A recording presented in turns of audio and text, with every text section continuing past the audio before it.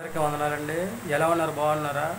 దినాన దేవుని యొక్క వాక్య ప్రకారం మనం చూసుకున్నట్లయితే ఎవరైతే యెహోవా యందు భయభక్తి కలిగి జీవిస్తూ ఉంటారో వారందరికీ కూడా దేవుడు ఆపత్కాలం వచ్చినప్పుడు, శోధన వచ్చినప్పుడు, సమస్య వచ్చినప్పుడు, ఇబ్బంది వచ్చినప్పుడు, ఇరుకులు వచ్చినప్పుడు, అలాగే శోధించబడుతూ ఉన్నప్పుడు, అలా అపవాది చేత మనము శోధించబడుతూ ఉన్నప్పుడు, ఇలాగ రకరకాలుగా బాధలు పడుతూ ఉన్నప్పుడు, శ్రమలు పడుతూ ఉన్నప్పుడు, ఆపత్కాలంలో ఉన్నప్పుడు దేవుని నామముల విశ్వాసంతో మొరపెడితే దేవునికి అప్పుడు మన మొర ఆలకించి దేవుడని మనకి తగిన సహాయము చేస్తాడని చెప్పేసి దేవుడు తన పరిశుద్ధ లేఖనం ద్వారా చదివిస్తూ ఉన్నాడు అనమాట అండి. కాబట్టి మనం చేయవలసిందల్లా ఏంటంటే దేవుని యందు భయభక్తులు జీవించాలండి.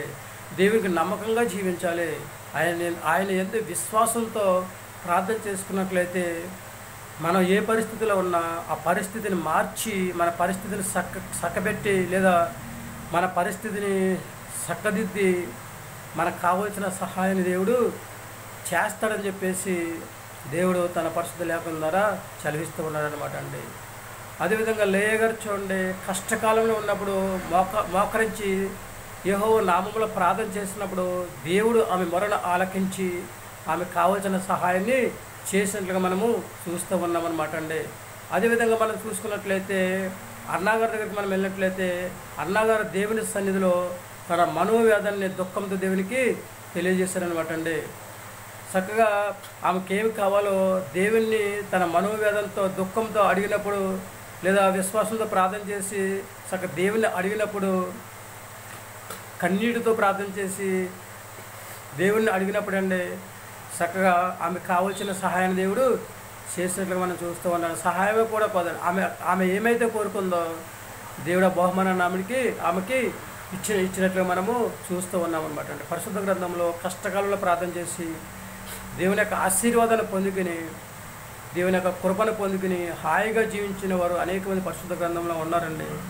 కాబట్టి మనందరం కూడా దేవుని పిల్లలు కనుక దేవునికి తగినట్లుగా జీవించి దేవుని భయభక్తులుగా జీవించి ఆయన నామంలో ప్రార్థన చేసుకుంటే విశ్వాసంతో ఆయన యందు నమ్మిక కలిగి జీవిస్తే మనం కూడా కష్టాలు ఉన్నప్పుడు శోధనలు ఉన్నప్పుడు దేవుడు మనకు కూడా సహాయం చేసి స్టెప్లుగా దీవించి ఆశీర్వదించి ఒక ఉన్నతమైన స్థితిలో ఉంచడానికి దేవుడు ప్రయత్నం చేస్తూ ఉంటాడు అనమాట అండి. యవనస్తులు కష్టాలు వచ్చాయని చెప్పేసి ఇబ్బందులు వచ్చాయని చెప్పేసి ఇరుకులు వచ్చాయని చెప్పేసి కృంగిపోకుండా నీ చింత యావస్తు దేవుడి మీద వేయండి. మీ పనిలో భారం యెహోవా మీద మోపండి. చక్కగా చదువుకోవాలన్నా, వ్యాపారం చేసుకోవాలన్నా, ఉద్యోగం చేసుకోవాలన్నా, ఏదైనా ఒక చేతుర్తులు చేసుకోవాలన్నా కానీ దేవుని నామంలో ప్రార్థన చేస్తే చక్కగా మీకు కావాల్సిన సహాయం దేవుడు దయచేస్తూ ఉంటాడు అనమాట అండి. చక్కగా మరి ఏమైనా ఆలోచన చేసుకుంటున్నారు? చేస్తారా దేవుని నామంలో ప్రార్థన? విశ్వాసంతో దేవుని అడుగుతారా? మీకేం కావాలో సమస్తం కూడా దయచేసే దేవుడు మనకు తోడుగా ఉన్నాడు, నీడగా సహకార ఉపకారంగా ఉన్నాడని చెప్పేసి గురి కలిగి, బిరి కలిగి, పడుదల కలిగి, ఓర్పు కలిగి, విశ్వాసంతో ప్రార్థన చేసి సాధి లక్షణం కలిగి ఉంటారా? వృద్ధులు, పిల్లలు, పెద్దలు మీరు కూడా దేవుని మాట వినండి. ఆయన యందు భయభక్తులు జీవించండి.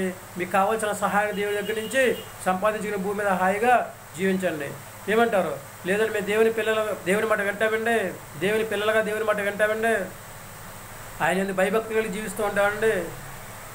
ఎన్ని శ్రమలు వచ్చినా సరే జయించి దేవుడిచ్చిన ఆశీర్వాదం దేవుని నామంలో ప్రార్థన చేసి శ్రమలన్నింటినీ జయించి దేవుడిచ్చే ఆశీర్వాదాన్ని పొందుకుని దేవుడిచ్చే సహాయాన్ని పొందుకుని ఆయన రాజ్యవాసులుగా జీవించే యోగ్యతను సంపాదించుకుని భూమి మీద మంచి ఆరోగ్యం కలిగి హాయిగా జీవించాలని చెప్పేసి ఆలోచన కలిగి ఉన్నామని చెప్పేసి ఎవరైతే అంటూ ఉంటారో తలవంచి ప్రార్థన చేద్దాం.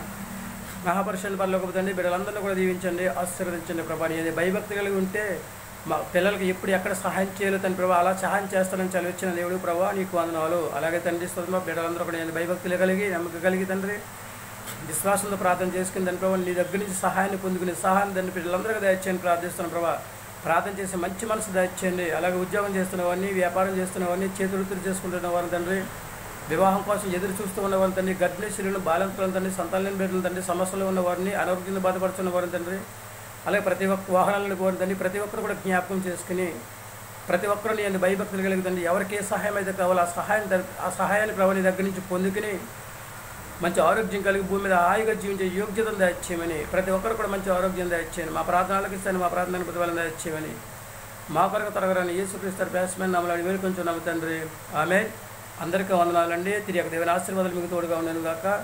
దేవుడు మిమ్మల్ని దీవించి ఆశీర్వదించిన గాక. దేవుడిచ్చిన మహా ఉచితమైన బట్టి మనం దేవుడి పిల్లలం గనక దేవుని భయభక్తి కలిగి జీవిద్దాం, దేవుని నమ్మకం కలిగి జీవిద్దాం, దేవుని యొక్క ఆశీర్వాదాన్ని పొందుకుందాం, భూమి మీద హాయిగా జీవిద్దామండి. ఏమంటారు? మీ ఆలోచన మీది. యవనస్తులు, చిన్నలు, పిల్లలు, పెద్దలు, చదువుకునే పిల్లలు అందరూ కూడా దేవుని మాట విందాం, ఆయన మాట ప్రకారం నడుచుకుందాం, ఆయన భయభక్తి కలిగి జీవిద్దాం, ఆయన ఇచ్చే కృపను పొందుకుని, ఆయన ఇచ్చే సహాయాన్ని పొందుకుని మంచి ఆరోగ్యం కలిగి భూమి మీద హాయిగా జీవిద్దామండి. ఏమంటారు? వింటారా దేవుని మాట? పొందుకుంటారా ఆశీర్వాదం? చేస్తారా దేవుని నామములో ప్రార్థన? ఏమంటారు?